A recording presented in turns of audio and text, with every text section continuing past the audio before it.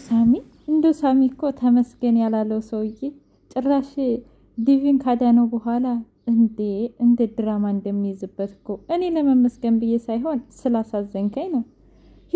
ሂዊን ሳሚ አዳናት። እውነት ለመናገር እዛ ሂዳ አስወግዳት፣ በቃ ከዚህ በኋላ አታስፈልገኝም እያለች የእንቅልፍ መድኃኒት ለሩት ሰጥታት ነበር። ምክንያቱም ሩት እንዳታድናት ስለፈለገች ነበር። ይህች ምስጥ የእንቅልፍ መድኃኒት ሰጥታኝ ነበር አይደለ እያለች ሩት እንኳ ነቃችባት። ሂዊዬ ስለ ዲፍ በጣም ተጨንቃ ነበር። በእኔ ምክንያት ማንም ሰው እንዲጎዳ አልፈልግም። ወይኔ ጉዴ ምን ይሻለኛል ግን አምላኪ ሆይ እባክህ በሰላም መልስልኝ እያለች በጣም እየተጨነቀች ነበር። ነገር ግን ፈጣሪ የእሷን አይቶ መለሰላት በሰላም። ይገርማል እኮ ሳሮን ጭካኔዋ እንደቀጠለ ይገኛል። ወይኔ ጉዴ! አረ የሳሮን መጋለጥ አለበት። ሂዊም ደግሞ እህታቸው እንደሆነች የሆነ ሰው መንቃት አለበት፣ መናገር አለበት ማለት ነው። ሩትም ማስመሰሏን ትታ በእርግጠኝነት ሩት ዲቭን ታፈቅረዋለች እኮ። ለዛ ነው እኔ እሱን አጥቼ መኖር አልችልም ጭራሽ ያለ ወንድሜ ትላለች። ወንድሜ እየተባለ ነው ፉንቃ የተገረራት እና ሩትዬ እውነት ለመናገር ከዲቭ ፍቅር ይዟታል። ስለዚህ ሁሉም ነገር ይጋለጥና ሩትና ዲቭ ፍቅረኛሞች የሆኑ ሂዊ ደግሞ እህታቸው እንደሆነች የግድ መታወቅ አለበት ማለት ነው። ይበቃናል። ሰላም ውድና የተከበራችሁ የቻናል ቤተሰቦች እንዴት ናችሁ? ሁሉ ሰላም፣ ሁሉ መልካም። እኔ እግዚአብሔር የተመሰገነ ይሁን ደህና ነኝ። የህይወት መንገድ እንደቀጠለ ይገኛል። ድብዬ እናንተ እስኪ ወንድ ከሆናችሁ እስኪ ንገሩኝ። እስኪ ማናችሁ አፈቱኝም እንዴ እንደዚህ ከምታስጨንቁኝ? ይህ ወንድነት ይባላል? ወንድነት እኮ ፊት ለፊት መጋፈጥ ነው እንጂ ከኋላ ሸፍኖ አይደለም ወንድነታችሁን የምታሳዩኝ እያለ በጣም ደሞ ፈላ ሳሚ። ወይኔ ጉዴ! ቆይ ልጁ ግን የት ሄዶ ነው? ማን ነው እንደዚህ ያደረገው? እያለ ጥያቄ ሆኖበታል። እንዳለ ከቂጥ እስከ አናት ድረስ መበርበር መፈተሽ ፈልጓል። ነገር ግን ሊያገኛት አልቻለም።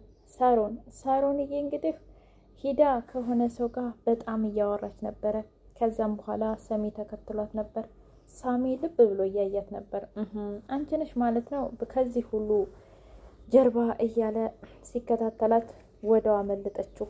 ቆይ አንድ ቀን እጄ ትገቢያለሽ፣ እኔ ሳሚ አይደለሁም እያለ መዛት ጀመረ።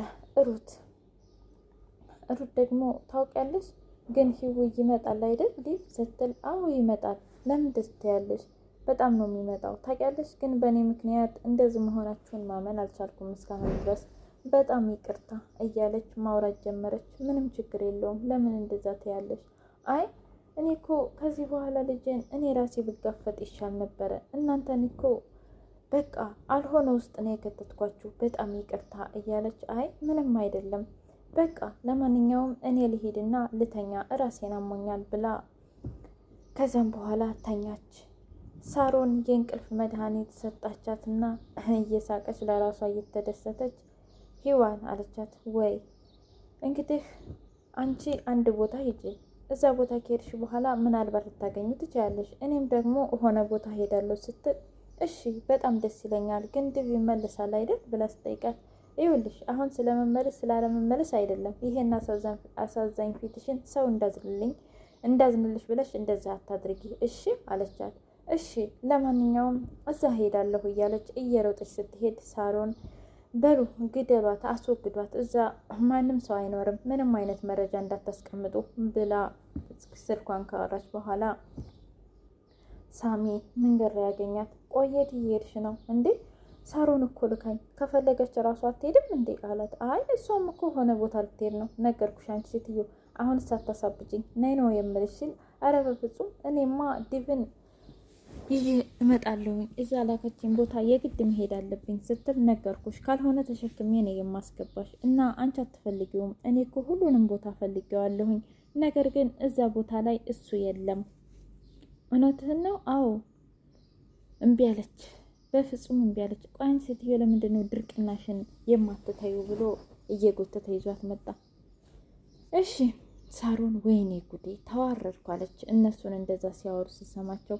ከዛ ሳሮን አጠገብ መጣና እንዴ ቆይ የላኩሽ ቦታ አልሄድሽም እንዴ አለቻት። አይ ሳሚን እኮ አግኝቼው እሱ መለሰኝ ቦታው ጥሩ አይደለም ብሎ ስትል በህይወትሽ እንደው አንድ መልካም ነገር እንኳ መስራት አትችይም አይደል ብላ ሰደበቻት። ቆይ ከፈለግሽ አንቺ አትይም እንጂ አንቺ ሂጂ ግቢ አለና ምን ለማድረግ እየሞከርሽ ነው?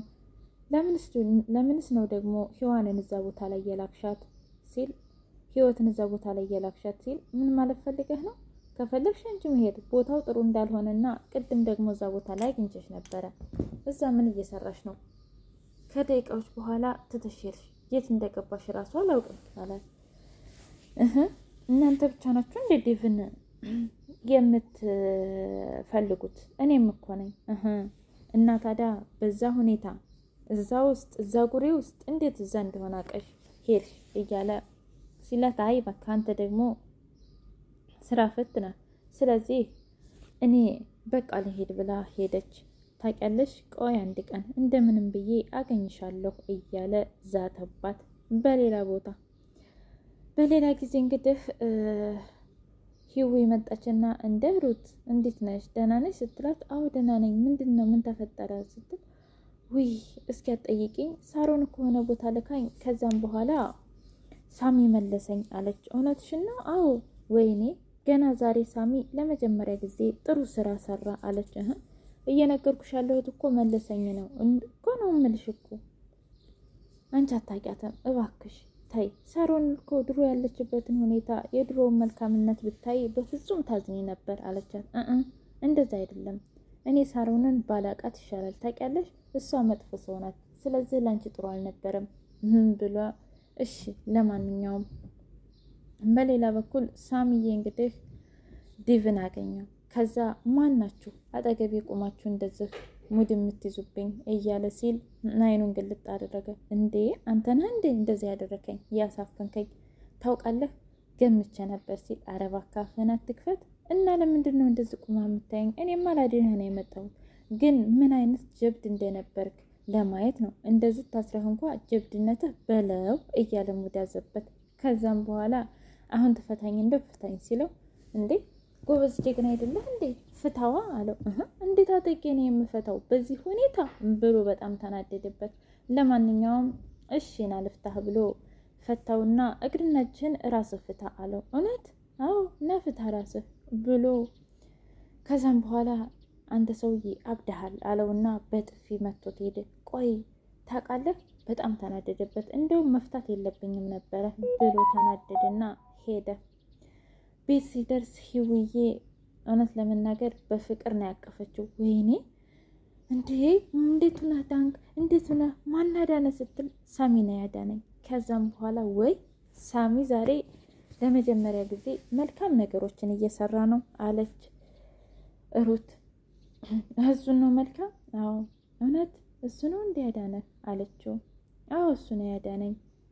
ምን ዋጋ አለው እሱ ቢያድነኝም እንኳ እሱ ቢያድነኝም እንኳ መልሶ ግን ቡጤ ለእኔ ቡጤ ይገባኛል እንደ ብሎ ቆይ እዛም ተጣላችሁ እንዴ አለች ሩት። አዎና እንዴት በጥፊ መቶኝ ይመጣል? ከዛም በኋላ አረ ጥሩ አላደረክም አለች ሩት። እና ልቀፍ ስትለው አይ እኔ መታቀፍም ሆነ መመስገን አልፈልግም ለራሴ ስና ያደረኩት አለ። ቆይ ደግና ያው አባትነቱ ስላንተ አይደለም እንዴ? ስነ ስርዓት ያዙ እሺ ብሎ ሲቆጣ፣ ለማንኛውም አሁን ያለፈው አልፏል፣ እስኪ ይቅርታ ጠይቀው አለችው። በቃ ሳሚ ይቅርታ፣ እንደዛ ማድረግ የለብኝም ነበር፣ ልክ ነህ አለችው። ከዛም በኋላ ልክ ነህ አለው። እሺ ምንም ችግር የለውም እና ለማንኛውም አሁን ወደፊት ምንድን ነው የሚሆነው? ሰዎቹ በጣም አደገኛ ናቸው፣ ስለዚህ መጠንቀቅ አለብን። ምንም አይነት ፍንጭ እንኳ አልተውልኝም፣ ማን እንደሆኑ ምን እንደሆኑ እንኳ ላውቅ አልቻልኩም እያለ በጣም ተናደደ ዴቭ። ከዛ ሂዊ በጣም ተጨነቄ ነበር ታውቃለህ አለችው። አረ ምንም ችግር የለውም አይዞሽ፣ በቃ አሁን እኮ መጥቻለሁ፣ ለምን እንደዚህ ትጨነቂያለሽ እያለ እቅፍ አደረጋት።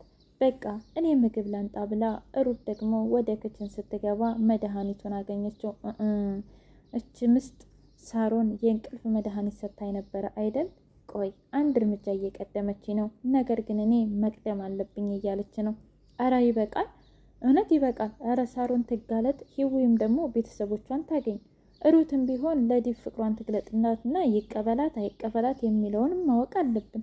በጣም ያሳዝናል እኮ እውነት ለመናገር የህይወይም ልጅ መገኘት አለባት። ተንዛዛ እኮ ሁሌ ክፋት ጥግ። ይሄ የሰሚ ነገር አገኝሻለሁ ቆይ አንድ ቀን ብሏል። ውድ ቻናሌ ቤተሰቦች የዛሬው የህይወት መንገድ ይሄንን ይመስል ነበረ።